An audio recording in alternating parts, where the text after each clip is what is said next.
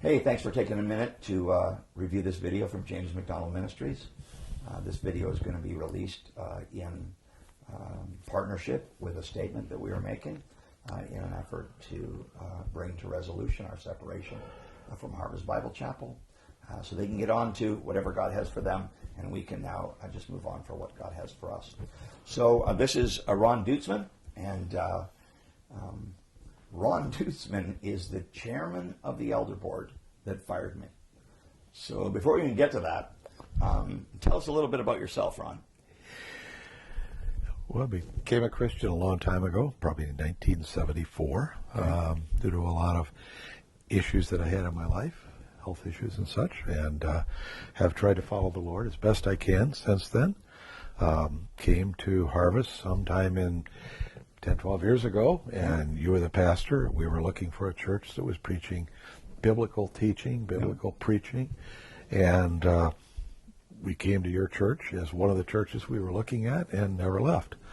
So we were there for quite a while. And now, in the traditional background, you'd been an elder in another church. You were a church treasurer. I was church treasurer at a church in the Chicago area. Right, but you weren't. They didn't have baptism for believers by immersion. Children's baptism was the baptism. That was it. That was all that was required, and that's what I believed very So I gotta firmly. tell you, what really kind of just blessed my heart was here you were at that point, and I'm not that far away from that age myself. I think you were in your early 60s at the time, and we were preaching from the Word of God that faith in Christ, then baptism. And you, and I think your wife too, got into the baptistry at Harvest Bible Chapel, already a believer, but never baptized by immersion. And one of our pastors, I remember, baptized you. When I heard the story, I was just, so do you have a good memory of that in your baptism? I do. No, it was very important.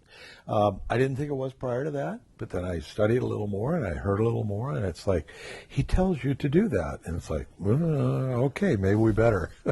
Well, so I think that desire, Ron, to do what the Word of God said was the reason why we came just to think so highly of you and Mary. And I think eventually your daughter started attending the Cathedral campus. She did. And so I think it was probably right maybe 4 or 5 years after that that you were given an opportunity to serve on the elder board. it has to be on the elder board. And did so with distinction. And eventually, did someone meet with you and invite you to be part of the executive committee? How did that happen? Yes, they did. I was asked to be a part of the executive committee, and which I thought was a wonderful idea to ride along for a full year before I really was on the executive committee, the EC, and I did that. And so you attended meetings for a year. Attended meetings for a year. And were officially on the executive committee. And then I was officially on, yes. That's great. And the role that you were filling on the executive committee was you were the chairman of the larger elder board. Chairman of the elder board, as well as being on the EC. So you led the meeting, set the minutes, approved the minutes. Yes. And did all of that. Yes. Okay. And you kind of jumped in the deep end because there had been a lot of great years and a lot of peaceful years. But when you jumped in, I think I was really struggling personally. And it seems like you kind of jumped right in on all that. I did. Yes. I think first while was HBF situation, and that was somewhat troubling and somewhat regrettable. Tumultuous, regrettable, lots of pieces going lots of different ways. And how did you find me in that regard, just in terms of what was I like to interact in regard to anything that you wish I had done differently? Well, I think the one thing, again, that you did at that point was you needed to get out of HBF. And I recall this succinctly. You called me one afternoon. You said, I want to phase out of HBF. I wasn't even on the EC at that point. I was still learning. And I said, it makes sense because I think you're in over your head. It's too much stuff, 160, 70 churches and too many things going on. I said, I think that's a really good idea. Why don't you phase it out over the rest of this year? And by the beginning of January, you could be out of there. And he said, okay, that's a good idea. And by the end of the day, you had resigned. So it was a little bit precipitous, but I think the pressure that was building up on you at that point was very, very obvious to me, having been in business before. And for a long do you remember time. going downtown, meeting at the University Club with a bunch of the executive committee members where they I'd have to say that it was a corrective meeting. Would that be fair? That they had some corrections for me? We had some very strong comments for you as to how that wasn't the thing to do and that wasn't the way to go, and maybe you needed some time off to kind of readjust and get yourself back healthy. I think even at that point you were kind of overextended, over committed, over involved in. It was taking a toll. You could see it. It was wearing you out. I mean, you were concerning me health wise. I could see some health things that were going to happen if you didn't back off a little bit. Okay, so fast forward to later that year. Were you in the meeting in December when the elders? I wasn't in the meeting, but the elders, someone I guess, championed the idea of endorsing my character, and they signed a statement where they just said we stand behind him. Yeah, I sure do. An elder came to me, called me on the phone and said, we really want to be behind James 100%. And I said, I think that's a great idea. And I said, I think it needs to come from the elders. If that's what you guys all want to do and everybody agrees, I'm fine with that. I will certainly endorse that. But I said, I don't want it to look like I'm forcing it on the elders, because I think I'm on the EC, I'm the chairman of the elder board, and it would look like I was forcing it. So it came from an elder. Didn't come from me. Did not come from you. Didn't come from you. Did not come from me. It came from the eldership, and I talked to 2 or 3 other people, and they said, boy, that's a really good idea, because that's how we feel. Good. A month later, you had the worst dentist appointment of my life. Because we had a very important meeting. You weren't able to be there. And just say what you remember hearing about the. Of course, you had to prove the minutes still, even though you weren't there. And what do you know about that meeting, January 14th? I had put off this dental appointment a couple of times, and so I felt I had to go, and I wasn't able to be at the meeting, and I've regretted it since then. What I understand happened at the meeting, after talking to 2 or 3 of the other EC members that were there, was that you had offered to resign. You were fed up. You were tired out, you were worn out. This is what came to me. I wasn't at the meeting, but that you were willing to resign. And a couple of them said, oh, no, don't do that. Just go on sabbatical. Mm-hmm. So take some time off, and we see that you're overextended. We see that you're overwrought. Take some time off and heal. You were ready to go, as I recall. Was that the first time you'd heard me talking about resigning? No. That was there have been numerous times like, I just got to get out of here. I can't do it. And I felt very trapped. I felt very trapped. Trapped, honestly, by some of my own struggles, and I think it was causing tension in the elder relationships. I wasn't happy. They wanted me to be happy.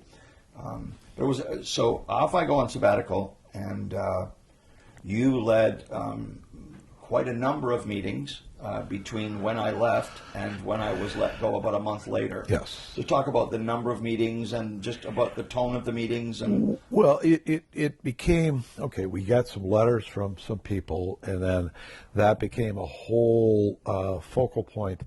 6 letters. Who brought the 6 letters? Does that happen to you very often in your I've never, 6 letters? They just fall from the sky? I've never seen that before in my life. Weren't the elders wondering, how did these all come at one time? I think we did wonder. I don't think we wondered sufficiently, but I do think we wondered. I think Pastor Greg kind of brought these, and I don't even know for sure where they came from. I know that one other elder was very involved in disseminating the letters against the wishes of the people who had written the letters. No, the people who had written. Yeah, they didn't want their names to be made public. They didn't want their names to be made public. Isn't it true that they were told that the letters were going to be used to affect some kind of process of accountability for me and benefit for the church? Absolutely. But not that they were going to be used. I'm sure they were a little shocked to see what actually happened. I would imagine they are. I haven't talked to them. I can't say firsthand, but I do think they probably were shocked. They were sworn to secrecy. They asked the elders not to disclose them. And of course, there was an elder who put them out pretty much everywhere, and they were all over quickly.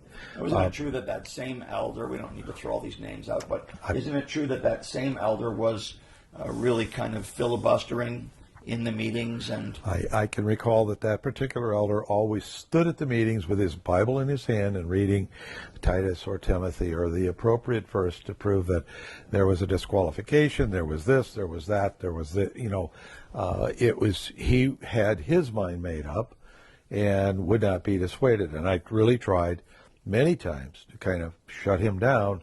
And it's like, no, we're supposed to be open and honest. Let him speak. I mean, think of the poor people in the church. At the end of the day, it's not about me or you. It's about the people in the church. That's exactly We right. love the people in the church. They're the ones who thought, man, I love this pastor. I trusted him. I learned from him. I thought he was a good guy.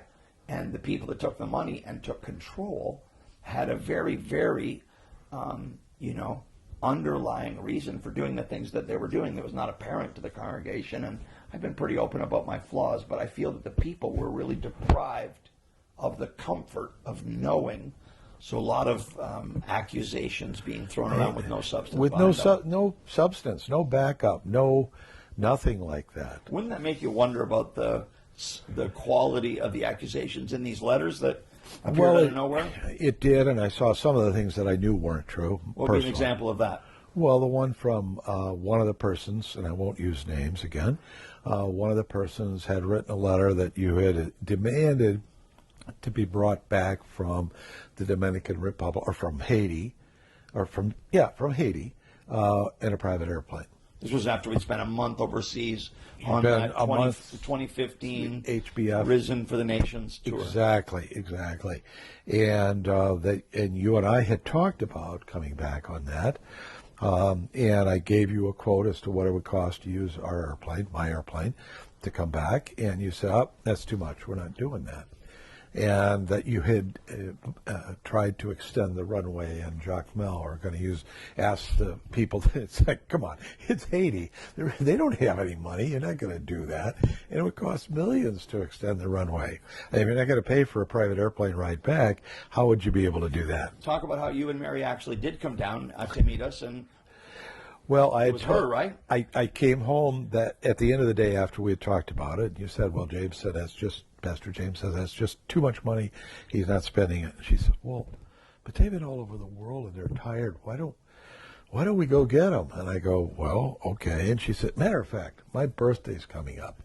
So why don't we go get them as my birthday present? So we paid for the trip down to pick you up and the other people that were with you. And she talks about it to this day. It's one of the greatest trips we ever made. It was an awesome time. Seeing the people in Haiti. And sweat right through our shirts and saw people give their lives to Christ. It was unbelievable to see the Haitians and how much that church meant to them. And he was an HBF guy, and it was just wonderful. So this seems like a pretty warm meeting between friends, but the fact of the matter is you led the meeting where I was fired. And I think people probably imagine, a bunch of guys around a table wrestling with this for hours, but it was kind of a short meeting, and it was actually not a meeting at all. It was a conference call, isn't that right? It was a conference call, yes. And just talk about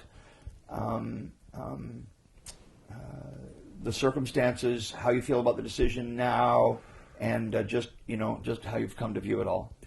Well, I can talk about the hullabaloo that led up to it. I mean, there was so much bad information out there, or so much information that now as we look back on it, turns out to be quite dishonest, quite wrong. But we were acting on that information thinking it was true. We had some people who were on the board that I think were just very invested in somehow hurting you. I don't know what their motivations were, but it was very, very, very clear that was part of it. The whole thing with the recording, which now we look back, I've never listened to the full recording. I don't want to. But as I understand, it's taken out of context and not true. So regrettable sentence, but edited to make me say something I never said. Absolutely. And then that we were told that there was another 100 whatever hours of tape. Well, that would throw you into a panic. The whole place was in a panic, and we were being screamed at by our members that we're not doing enough, we're not getting rid of you, we're not doing this, we're not doing that, we're not doing that.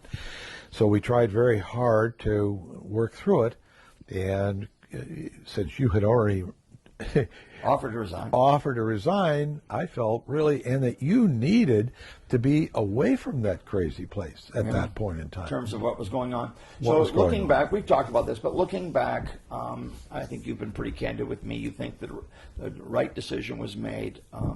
And I don't want to put your words in your mouth, but I think you've said that your regrets relate more to how it was handled. Is that fair? Absolutely true. Absolutely true. Let's talk about that. I really,